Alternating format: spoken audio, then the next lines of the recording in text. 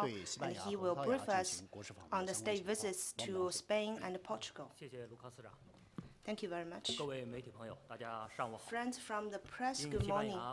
At the kind invitation of King Felipe VI and President Marcelo de Sousa, President Xi Jinping will be paying a state visit to Spain from the 27th to the 29th of November, and a state visit to Portugal from the 4th to the 5th of December. This will be President Xi's first visit to Europe after the 19th CPC Party Congress, and also will be President Xi's last overseas visit this year. For the two countries, these visits are important because it will be the first such visit to Spain after 13 years and to Portugal after 8 years. It will help us push forward the development of bilateral relations. It will also inject new impetus to the development of China-EU relations in the new era and explore new possibilities in our cooperation under the Belt and Road Initiative. This year, China-Europe relations continue to develop in a sound momentum. We have received leaders from France, UK, and Germany, and we have hosted the China-EU Summit and China-CEC Summit. Spain and Portugal, they are traditional friends and comprehensive strategic partners of China in the EU. Occupying the southwest tip of the Eurasian continent, both countries enjoy very unique geographical advantage, and therefore is our very important partner in building the Belt and Road Initiative in Europe. Both countries pay special attention to this visit. They are expecting President Xi's visit and will give us highest level of courtesy. About the state visit to Spain, Spain is a very important member of the EU and a permanent guest invitee of G20. Over the years, China-Spain relations have enjoyed comprehensive, rapid, and in-depth development, enjoyed frequent high-level exchanges, and enhanced political mutual trust. During his attendance of the Astana Expo in June last year, President met with His Excellency the King and charted the way forward for China-Spain relations. Spain actively responded to China's Belt and Road Initiative and is a founding member of the AIIB. Last year, the then Prime Minister of Spain, Rajoy, attended the Belt and Road Forum for International Cooperation in China, and Spain is China's sixth largest trading partner and source of investment in the EU, and China is Spain's largest trading partner outside the EU. We enjoy very fruitful cooperation in areas such as finance, energy, telecommunications, transportation, high-tech, and also cultural and tourism areas. This year also marks the 45th anniversary of China-Spain diplomatic relations. It is of special significance that President Xi will be visiting this country because it will inject new impetus to the development of bilateral relations. During the visit, President Xi will be meeting with His Excellency the King, Prime Minister Sanchez, and also will be meeting with the leaders of the General Courts, President Estero and President Pastor, and will also address the members of the parliament. They will exchange ideas on bilateral relations, China-EU, China-Europe relations, and international and regional issues of joint concerns. Both sides will release a joint statement that will be a roadmap for the development of bilateral relations in the new era, and there will also be signing cooperation documents on cooperation in the third market, trading services, taxation, cultural, scientific and technology cooperation, and cooperation in the financial areas. About Portugal, Portugal is an important member of the EU and has traditional influence in Africa and Latin America region. Over the years, our two countries enjoyed frequent high-level exchanges and productive cooperation in trade, economic cooperation, and cultural and people-to-people exchanges. We have cooperated with each other to meet the challenges such as the global financial crisis, and our cooperation in investment and trade has brought real benefits to our two peoples. We have leveraged the role of the Forum for Economic and Trade Cooperation between China and Portuguese-speaking countries and conducted cooperation with third parties in Africa and Latin America. Portugal responded actively to China's Belt and Road Initiative and is also a founding member of AIIB. We enjoyed very fruitful cooperation in cultural, education, and S&T areas. Portugal is the first country to establish the Blue Partnership with China within the EU. Next year, we will celebrate 40th anniversary of China-Portugal diplomatic relations. So during this visit, the two leaders will make top-level design for the future development of the comprehensive strategic partnership between our two countries. He will be meeting with the President and the President of the Assembly and Prime Minister, and they will exchange ideas on bilateral relations, China-EU relations, and international and regional issues. Both sides will release a joint statement during the visit that will reflect the important consensus reached by the leaders as well as the outcomes of the documents, and we will also be signing cooperation documents in infrastructure, cultural exchanges, education, science and technology, water conservancy, quarantine, and energy and financial cooperation. We are working on the details, and we believe those two state visits will be a full success. 现在请秦刚副部长向大家介绍一下习主席对阿根廷和巴拿马。 Thank you, Minister Wang. Now, Assistant Minister Chen will be briefing us on the state visit to Argentina and Panama. Good morning.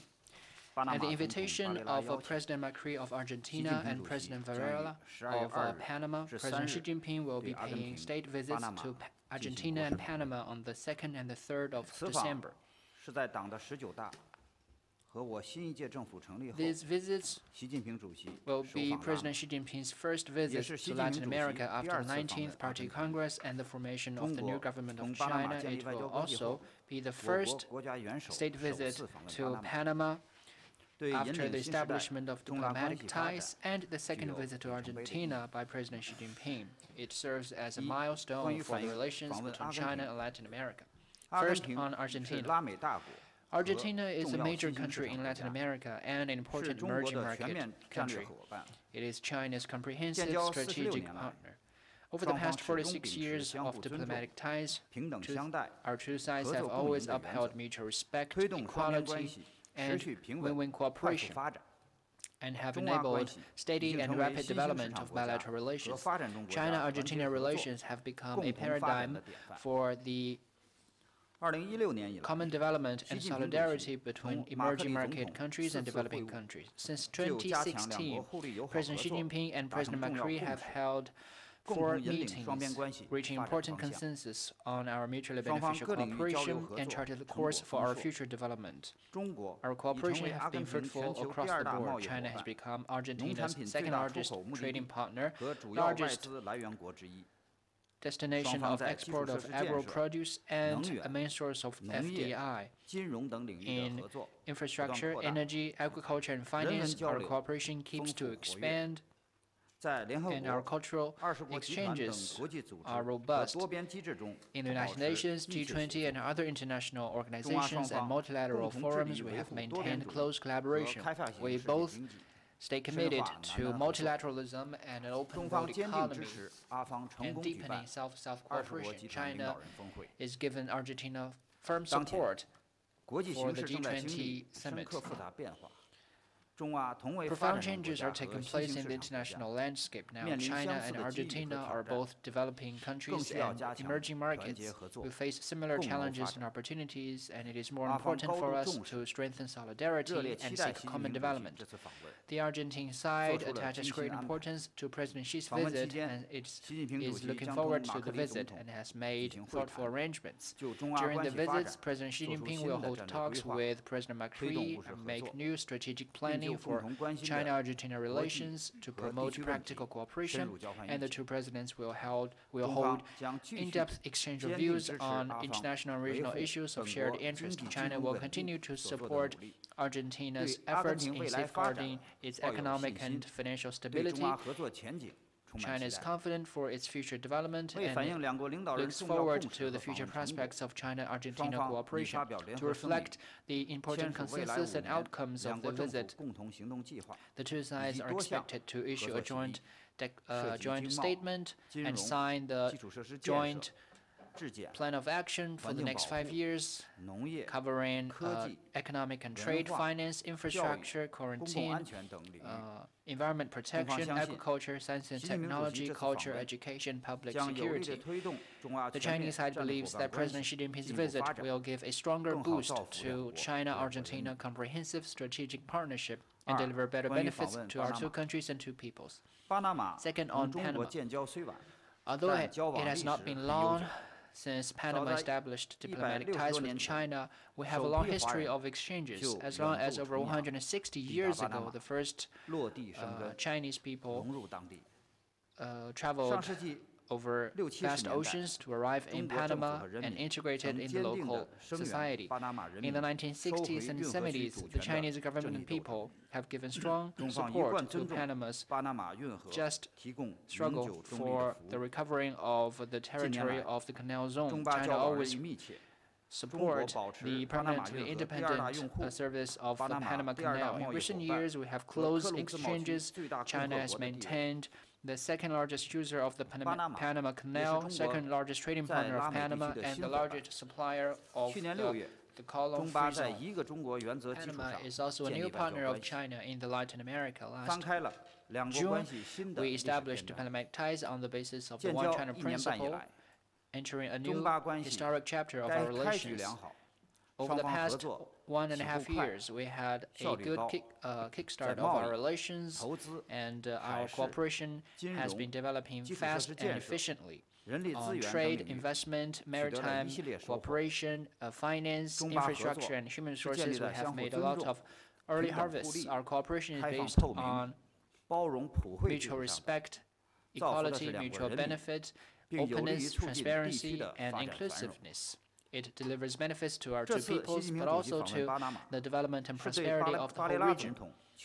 President Xi Jinping's visit to Panama is to reciprocate President Valera's visit to China in last November. It is aimed at enhancing the mutual understanding and friendship, promoting mutually beneficial cooperation, and consolidating the foundation for the long-term development of China-Panama relations, and to chart the course for the future development. President Xi Jinping will be holding talks with President Valera and having in-depth exchange of views on China-Panama relations and issues of shared interest. The two sides are expected to sign cooperation documents on e-commerce, trading services, infrastructure, exhibition, maritime transportation, finance, quarantine, and culture and education. That's all for my briefing. Thank you. Thank you, Mr. Vice Minister. Now let's welcome Mr. Assistant Minister to give his introduction on the presidency's attendance to G20's Leaders Summit. Dear journalists, November is indeed a prime season for Chinese diplomacy this year, with many highlights. President Xi just attended a successful APEC economic leaders meeting. And from November the 30th to December the 1st, President Xi will attend the G20 Leaders Summit in Argentina at the invitation of President Macri.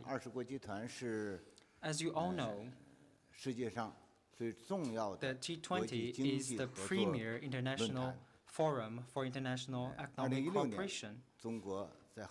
In 2016, China held a successful G20 Hangzhou Summit. And this year marks the 10th anniversary of the G20 Summit. It is the 6th time in a row that President Xi attends or presides over a summit. It shows China attaches great importance to the G20. Now, overall speaking, the world economy is growing, but with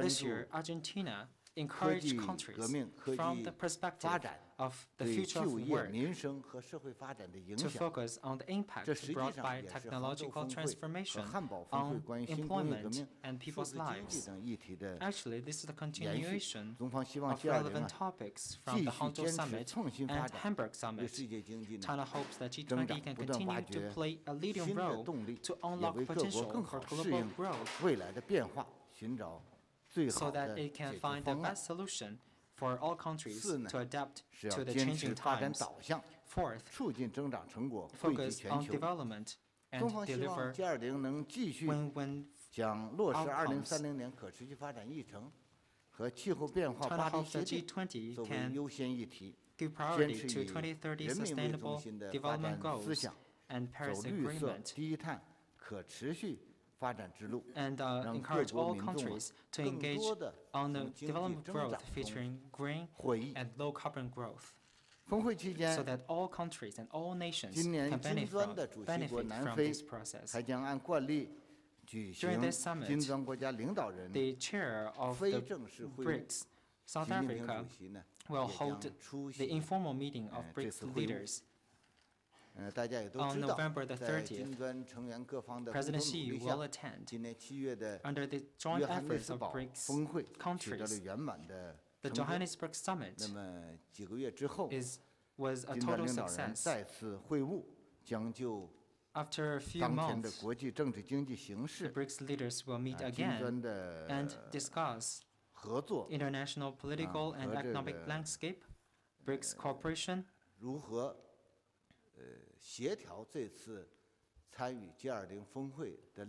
and coordinate BRICS positions to attend the G20. This is very important to implement Johannesburg Summit consensus and enhance the coordination and cooperation of BRICS countries under G20. By doing so, we can make contribution to global governance. China will work with others to ensure a successful BRICS informal meeting. During this summit, President Xi will hold bilateral meetings with other leaders for exchange of views on international topics of mutual interest. We will release information in time. That is all for my briefing. Thank you. Thank you very much. Now I give the floor to Vice Minister Zhou Jiayi from the Ministry of Finance. Ladies and gentlemen, friends from the media, good morning. President Xi will soon visit Buenos Aires for the G20 summit. This will be yet another important international meeting, given the current complicated international economic environment and the rising uncertainties and challenges. Just now, the Foreign Ministry briefed us on the general preparations of the summit, and I will brief you on the finance track of the summit. This year, we had the following major topics: the general economy of the world, the future of work, the financing of infrastructure, international financial framework, international tax cooperation, the reform of the financial sectors, and sustainable finance, among which the future of work and mobilizing resources for infrastructure are two priorities identified by the host country, Argentina. We had in-depth discussions over the year, and in the finance track, we have reached a series of agreements on the above-mentioned topics, and also have come to some important and practical outcomes. These are very good policy preparations for the summit. I will brief you on some of the major topics. First, about the global economic situation and major challenges. The G20 members agree that although the global economy is enjoying a development, but still we are faced with downward pressure. First, that is the vulnerability of the financial market, and second are the trade friction and geopolitical tension and the uncertainties brought by those tensions.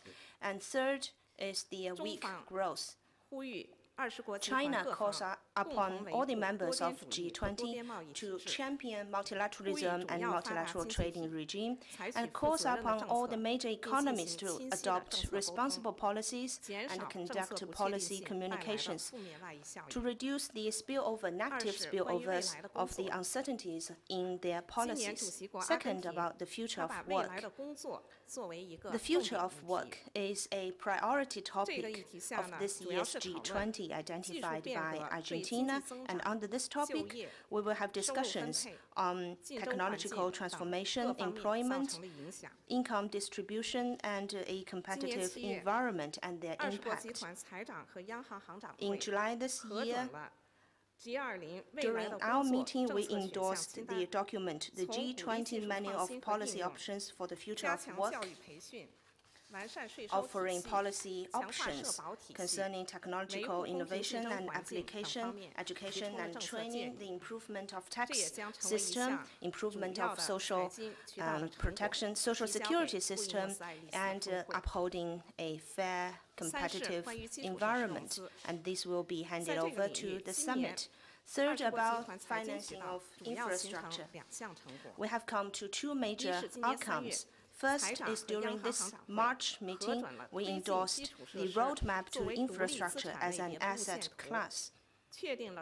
And this document identified standardization of contracts and financing instruments, improvement of project preparations, addressing data gaps, improving risk mitigation, quality infrastructure, as well as other 6 major work streams. China's concerns and proposals, including inclusive and accessible infrastructure, reasonable price, are also included in this roadmap. Second, during this year's July meeting, we endorsed the principles for the infrastructure project preparation phase, and this will offer policy guidance to the preparations of infrastructure projects. Fourth, about international tax cooperation. This is a traditional topic of the finance track of G20. The focus of our cooperation over the years are based on the base erosion and the profit shifting, which is called the BAPS project. And according to this project, we are encouraging all the members, all the jurisdictions to implement the inclusive framework and promote the compulsory and spontaneous exchange of information to improve the certainty of taxation as well as capacity building. And also this year we had discussions on the taxation on digital economy, and we agree that by 2020 we should come to a solution based on consensus to promote the long-term development of digital economy. In general, we have had very sound development in our cooperation in the finance track. China is an important member of G20, and we will support the host country, Argentina, to promote relevant cooperations and to guide relevant parties to come to a consensus. China will play a constructive role and do our best in the preparations to contribute to the success of the G20 summit, and also to make our contribution to a strong, sustainable, balanced, and inclusive growth of the global economy. Thank you. Thank you, Minister Zhou. Now, Vice Minister Wang Shouwen of Commerce. Thank you. Good morning, friends from the media. Under the framework of the G20, developed countries and emerging markets, after equal-footed consultation, are cooperating on tackling the trade issues. There has been major progress. In 2016, the Hangzhou Summit on trade infrastructure and trade policy coordination, we reached important outcomes. And for the first time, development was put in a priority position in the macro framework of the global governance, enabling a transition from a crisis response framework to a long-term governance framework of the G20. Under the presidency of Argentina, G20 has become important, trade has become an important pillar for G20 cooperation. and it serves as an important platform for trade discussions. Now, there are complexities in the global trade situation, especially unilateralism and protectionism are on the rise, creating a lot of uncertainties for global economic development. Under this context, the upcoming 13th G20 summit is attracting extensive attention. All sides are looking forward to the summit. In this important historic juncture, G20 members must demonstrate consensus and action to carry out candid and in-depth dialogue and provide further guidance to global trade and economic growth. For this summit, China has the following expectations on economy and trade. First is to further strengthen trade and investment cooperation and tap the new growth drivers of economy. In September this year, we successfully held a G20 trade ministers meeting, reaching 3 important deliverable preparations for the summit. First is continue to support G20 trade cooperation for the sustainable trade development and keep open markets.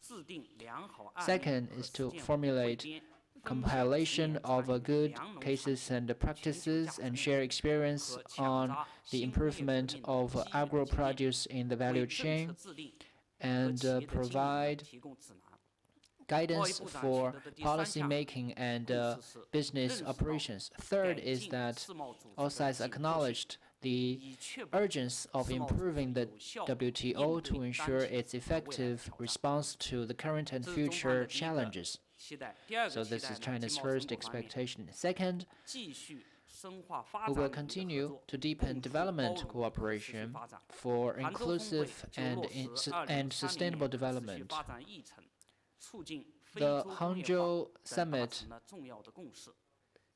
produced important consensus on implementing the SDG, and this year we will continue to make the Agenda for Sustainable Development 2030 as an important part of our discussion, and we will reach a series of outcomes in this area. We hope that the G20 summit will form consensus in these areas and continue to play its role as the top-level design for development and so as to share the dividends of economic globalization. Third, the multilateral framework has played an important role in promoting the sustainable and enduring development of the world economy. We hope that all sides will continue to consolidate the consensus in support of multilateralism. China has been always supporting multilateralism and opposing protectionism since its accession into the WTO, and is working with all countries to build an open world economy. With the rise of unilateralism and protectionism and severe threat to multilateral trading system, China supports necessary reform to the WTO to enhance its efficacy and authority. China hopes to work with Argentina, the G20 president, and all other sides to ensure that this summit will produce practical and positive outcomes on economy and trade. Thank you, Mr. Wang. Now, the Deputy Governor Chen Yulu from PBOC on the finance track of G20. Good morning. Since this year, PBOC and the Finance Ministry have been deeply involved in the work of the finance track of G20. I'd like to add something to this field. First, about the coordination of macroeconomic policy. Since this year, the world economy is growing, but with more risks and uncertainties.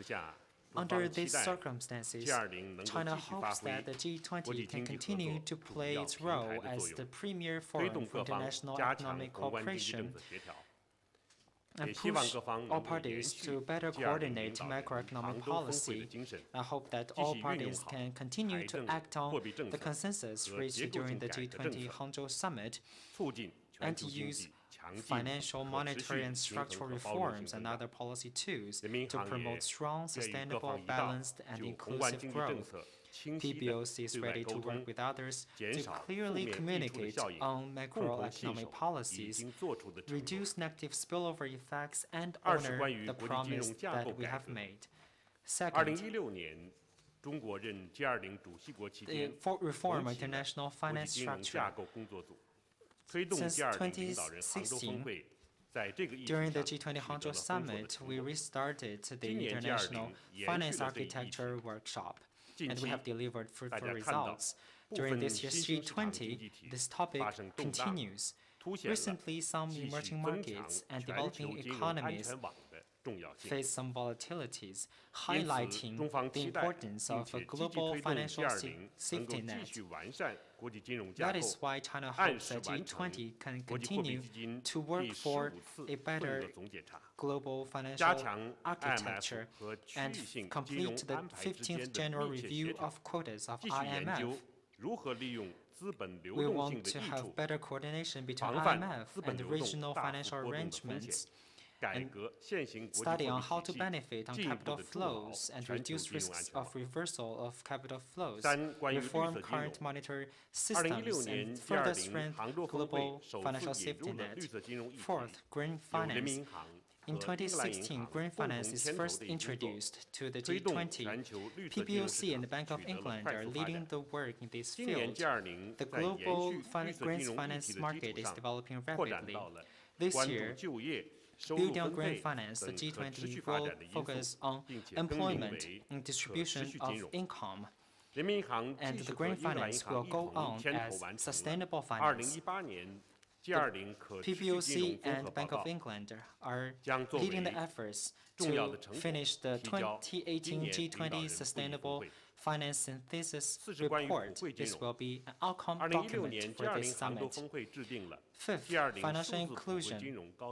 In 2016, G20 leaders agreed on a high-level principle for digital financial inclusion.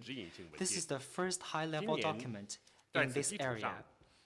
This year, building on this, G20 will continue to study how to help individuals and SMEs in informal economies with financial inclusion to make a policy guide on digitization and informality. This will also be an outcome document. Sixth, financial reform. This year, G20 will give priority to crypto assets. China is leading relevant efforts in this area.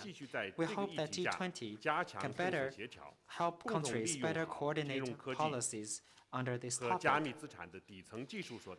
and leverage the opportunities brought by technology underlying crypto assets and prevent risks brought by relevant technologies. Last but not least, I want to emphasize China is ready to work with Argentina and other parties to deliver fruitful results in the finance track. Thank you. That was a press conference held by China's Foreign Affairs Ministry, briefing the media on the upcoming visit of Chinese President Xi Jinping to the countries of Spain, Argentina, Panama, and Portugal from November the 27th to December the 5th. And during President Xi Jinping's stay in Argentina, he will attend the G20 summit in Buenos Aires from November the 30th to December the 1st. And talking about trade, it's definitely a big issue on the upcoming and sustainable. Also, China hopes strong support can be voiced during the G20 summit for the multilateral trading system. Of course, CGTN will bring you more details on this press conference later in our program. You're watching World Today on CGTN. Stay with us.